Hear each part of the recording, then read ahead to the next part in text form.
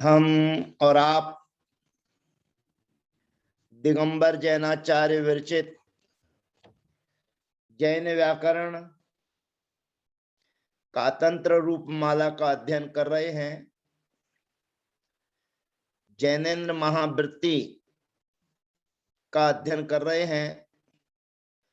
ये जैनेन्द्र महावृत्ति जैनेन्द्र व्याकरण आचार्य श्री पूज्यपाद स्वामी विरचित है और इस व्याकरण में ऐ ओण ऋलक एओं अयोच है वरट लण इत्यादि सूत्रों के माध्यम से प्रत्याहार बनाए जाते हैं। उन प्रत्याहारों के माध्यम से शब्दों की सिद्धि की जाती है। हमारे बीच में व्यंजन संधि के अंतर्गत जो नकार है, उस नकार के साथ में द्वुत आदि की व्यवस्थाएं बनाते हुए आचार्य भगवंत कुछ हमारे बीच में दर्शा रहे हैं। हमारे पास में स्थिति है कान कान, दो बार कान कान है। कान कान, एक बार कान और दूसरी बार भी कान कान। तो यहाँ पर ये ध्यान रखना है कि किसी भी शब्द का प्रयोग जब दो बार होता है तो उसको बीपसा बोलते हैं, बीपसा। और उसमें पहले रहने वाले की परो मृ, जो दूसरा है उसकी मृ संज्ञा होती है, परो मृ। उस मृ को अन्य व्याकरण में आम्रेडित संज्ञा की जाती है। कान कान, कौन कौन, यहाँ दो बार कान कान है, तो जो दूसरा कान है उसको कहते हैं परोमृ।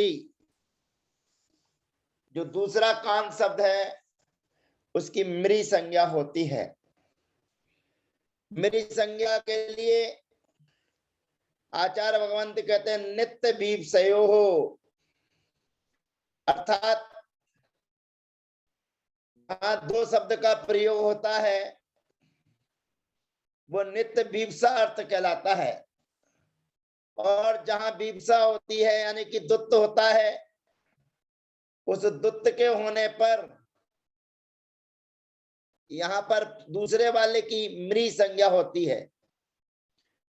और मृ संज्ञा होने के बाद अगला सूत्र हमारे पास में आता है काना मेड्रिते। पहले परोमृ अर्थात दूसरे वाले की मृ संज्ञा होती है।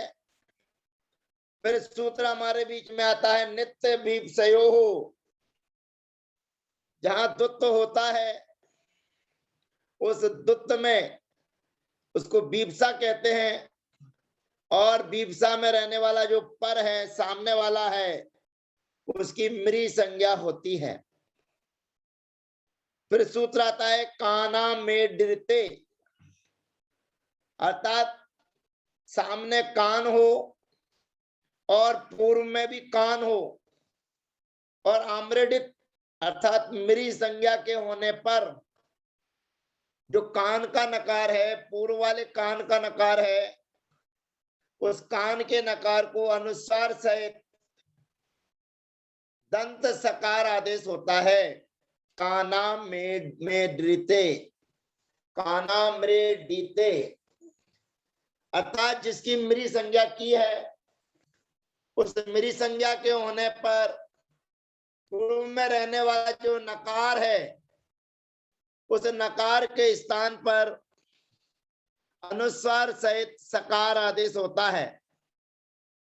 अब हमारी स्थिति थी कान धन कान, दो बार कान कान लिखा हुआ है। और 2 बार कान कान लिखे होने पर सूत्र लगता है परो मृ, अर्थात जो दूसरा वाला है उसकी मृ संज्ञा होती है। कहते किसे कहते हैं मृ संज्ञा? फिर एक सूत्र आता है नित्य बीपसयो, बीपसा अर्थ में, अर्थात जहां डबल होता है उसको बीपसा कहते हैं, और बीपसा अर्थ में ही दूसरा वाला जो होता है उसकी मृ संज्ञा होती है, अर्थात आम्रेडित संज्ञा होती है। फिर सूत्र आता है हमारे बीच में काना मेड्रिते, काना मृडिते, अर्थात कान, कान शब्द से आम्रेडित अर्थात मृ के होने पर, माने उत्तरवर्ती कान शब्द के होने पर, मृ संज्ञा के होने पर जो कान का नकार है उसको अनुस्वार सहित शकार आदेश होता है, दंत सकार आदेश होता है, और दंत सकार आदेश होने पर प्रयोग सिद्ध होता है कांस, कांस, कांस कान, अर्थात जो ना था उसको मां आदेश हो जाता है कान, कांस। अब उसके बाद में अगली स्थिति हमारी है देवधन छत्रम। पूर्व पद में देव है और उत्तर पद में छाता का छत्र है, तो देवधन छत्रम। अब यहां पर एक सूत्र आता है 6, अर्थात छकार के परे होने पर, उस छकार के होने पर तुक का आगम होता है, तुक, यानी कि बीच में तकार आ जाता है छकार के होने पर। कातंत्र रूपमाला में आप पढ़ेंगे तो वहां पर सकार को दुत्त किया जाता है,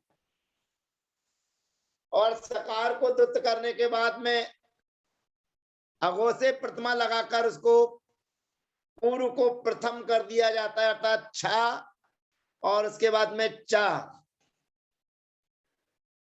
तो यहां पर 6 सूत्र कहता है कि देव धन छत्रम, अर्थात सामने छकार के होने पर तुक का आगम होता है। अब तुक में काकी संज्ञा है, और काकी संज्ञा है तो किदंता जिससे कहा जाता है उसके अंत में होता है, तो पूर्व स्वर से कहा जा रहा है, तो देव में रहने वाला अकार है उससे कहा जा रहा है, तो उसके बाद में तुक्का आगम हो जाएगा, देव धन ता धन छत्रम। अब यहां पर तकार को चकार आदेश करेंगे, स्तो इश्चुना इश्चुहु, अर्थात दंत सकार और तवर्ग इन दोनों के योग में चवर्ग या तालब्य सकार होने पर तवर्ग को चवर्ग और दंत सकार को तालब्य सकार आदेश होता है, तो ता को चा आदेश हो जाएगा तो बनेगा देवत छत्रम। अब उसके बाद में अगला सूत्र आता है आंग मांगो, अर्थात आधन छाया। अभी देवधन छत्रम था, अब आता है आधन छाया। सूत्र आता है आंग मांगो, अर्थात आंग अर्थात दीर्घ आकार और मांग माने निषेधवाचक, इन दोनों से छाके होने पर तुक का आगम होता है। आ धन छाया,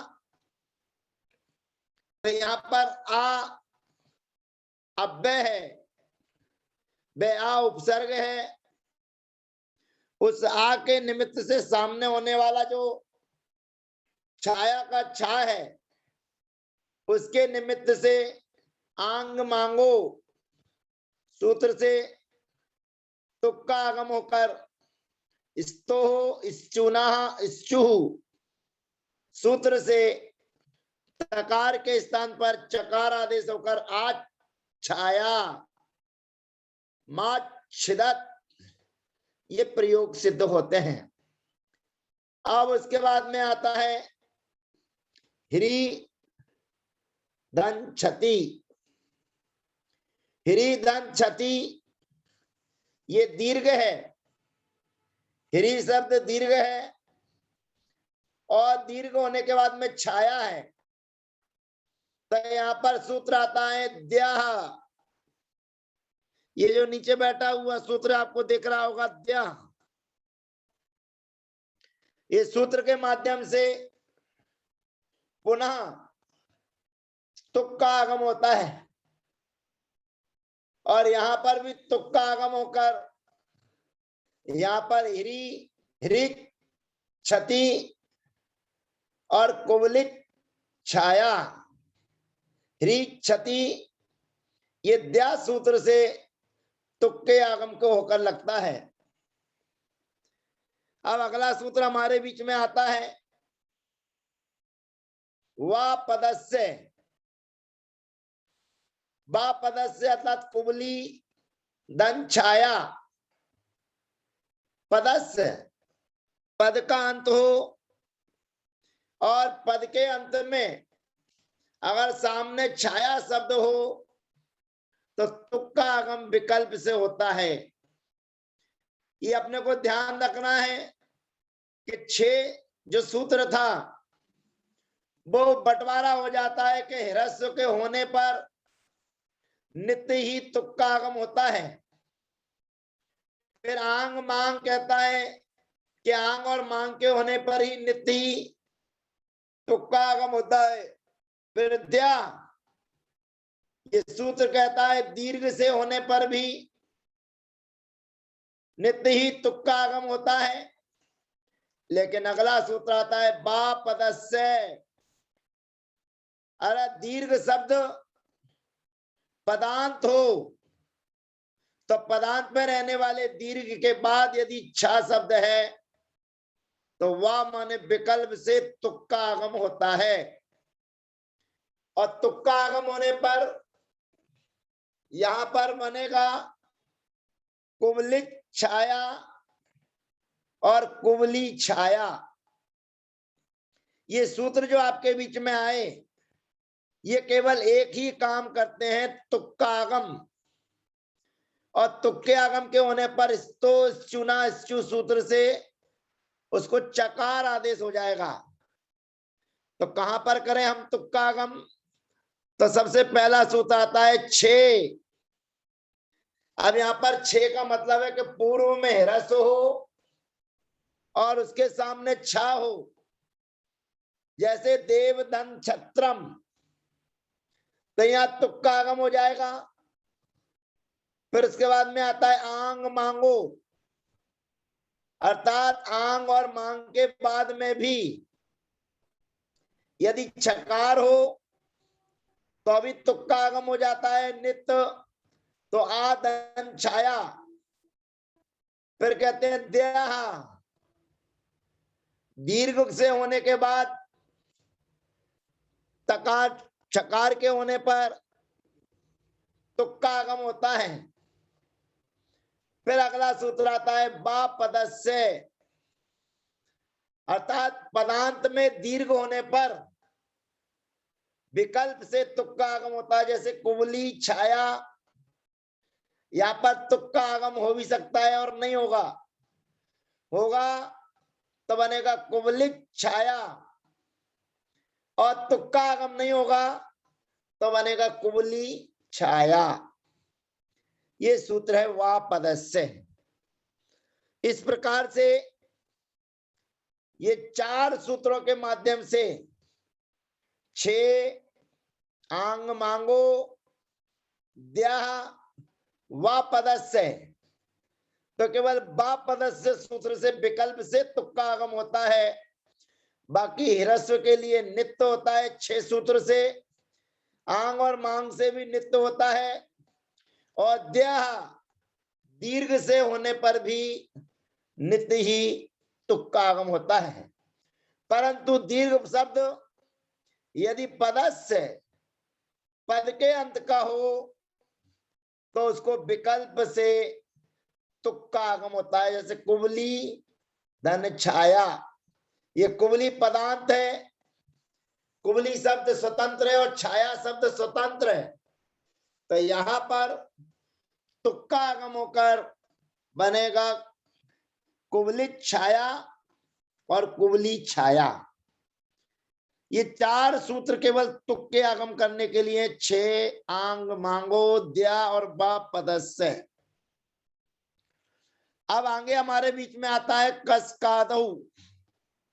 अब हमारे बीच में अहन, अहन शब्द हमारे बीच में आता है, और अहन शब्द कहा धन का, कच्ची स्थिति हमारे बीच में कहा धन का, सूत्र आता है कसकादऊ। का है आदि में जिसके, ऐसे विसर्ग के स्थान पर पहले रा होता है, फिर विसर्ग को सकार आदेश होता है कसकादऊ। तो कहा धन कहा, तो विसर्ग को कस कहा प्रयोग सिद्ध होता है कसकादऊ। ये कसकादऊ सूत्र जो आपके बीच में दिख रहा है, ये यही कहता है कि का पूर्व में हो और सामने भी का हो, और बीच में रहने वाला जो विसर्ग है उस विसर्ग को पहले पूर्व सूत्रों के माध्यम से री आदेश करेंगे, और री आदेश के बाद में पुनः उसको सा आदेश किया जाएगा, तो बन जाएगा कस कहा। अब यहां पर अगला सूत्र हमारे बीच में आता है, और अगले सूत्र के माध्यम से आगे बढ़ते हैं हम कसकादऊ से।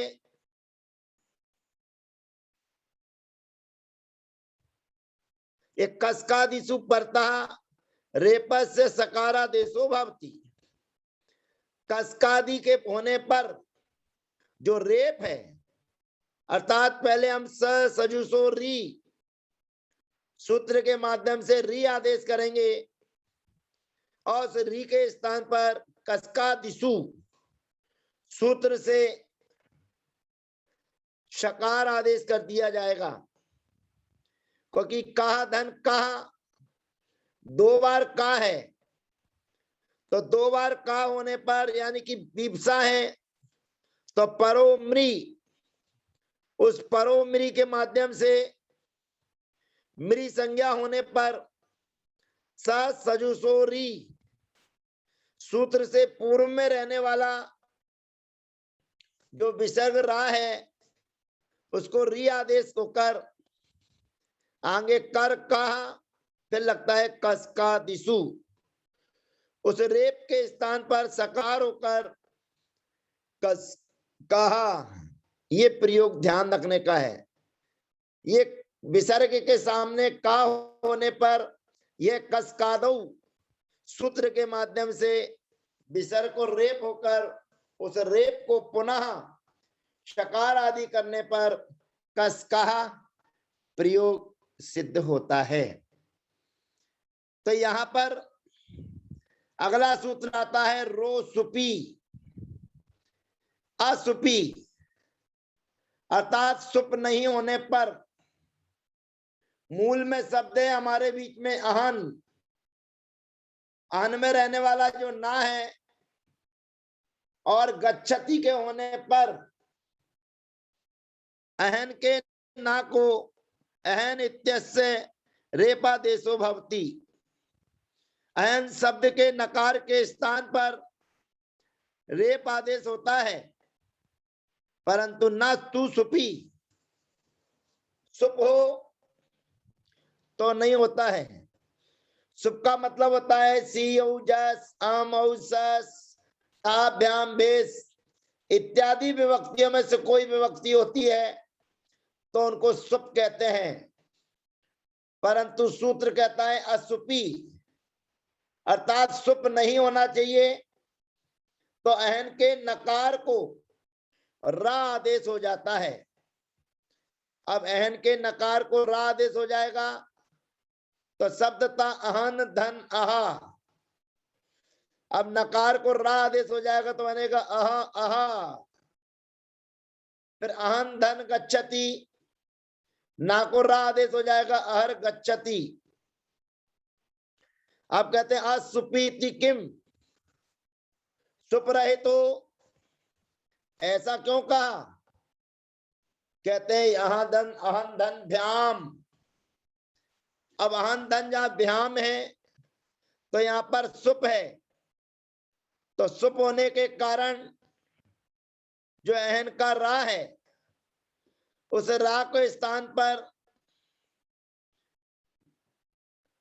रा आदेश होकर फिर विसर्ग होकर फिर विसर्ग को ऊ होकर अहोभ्याम प्रयोग सिद्ध होता है। अहोभ्याम अर्थात यहां पर भ्याम सुप है तो सुप के होने पर जो रा आदेश कार्य किया जा रहा था वह नहीं होगा।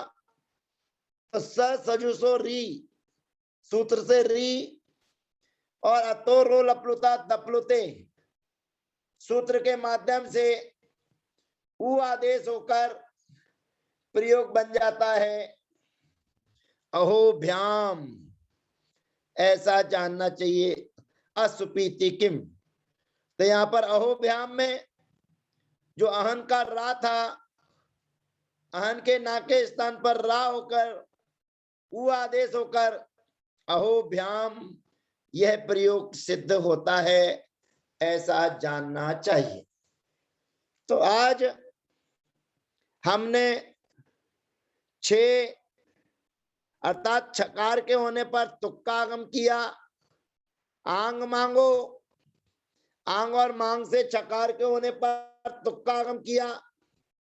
द्या दीर्घ के बाद छा होने पर तुक्का आगम किया। और बा पदस्य अर्थात पदांत में दीर्घ के होने पर विकल्प से तुक्का आगम होता है। ये 4 सूत्र केवल तुक्के आगम के लिए हैं। फिर कस कादौ, ये भी कहा ये परोमी आम्रडित है और आम्रडित के होने पर कस कादौ सजुसो रू से रू आदेश और कस कादौ सूत्र से जो रा है उसके स्थान पर पुनः सकार आदेश होकर प्रयोग बनता है कस कहा। फिर उसके बाद में अहन शब्द आता है तो अहन शब्द के ना को रो सुपी सूत्र के माध्यम से रा के स्थान पर जो ना है उसको रा आदेश करता है। लेकिन असुपी सी औ जस संबंधी सुप नहीं होने पर तो स्थिति थी अहन धन अहा। तो पूर्व में जो नकार है उसको रा आदेश हो जाएगा तो बन जाएगा अहा अहा। ऐसे ही अहन धन गच्छति अहर गच्छति। असुपीति किम, सुप रहे तो ऐसा क्यों कहा? तो कहते हैं अहोभ्याम। इस अहोभ्याम में जो अहन का ना है उस ना को रू होकर री होकर ऊ आदेश होकर यहाँ पर आदेप सूत्र लगाकर अहोभ्याम प्रयोग सिद्ध होता है। तो शेष चर्चाएं अब विसर्ग के सामने सकार आदि व्यवस्थाएं आने पर अगली स्थिति हमारे बीच में आएगी। तो अगले प्रयोगों को हम विसर्ग संधि के माध्यम से शब्दों को जानने की कोशिश करेंगे, सिद्ध करने की कोशिश करेंगे। तो आज इतना ही काफी है। रो सुपी अर्थात अहन के नकार को रेप आदेश करना है सुप विभक्ति के नहीं होने पर। तो इस प्रकार अह रहा, हर गच्छति और सुप हो ऐसा क्यों कहा, यानी कि सुप रहे तो ऐसा क्यों कहा, तो कहते भ्याम, यहां पर सुप है तो जो अहन का ना है उसके स्थान पर रा होकर उ आदेश होकर अहो भ्याम प्रयोग सिद्ध होता है, ऐसा जानना चाहिए। शेष चर्चाएं अगले सत्र में। तब तक के लिए जय जिनेन्द्र, वंदना, सबका यथायोग अभिवादन।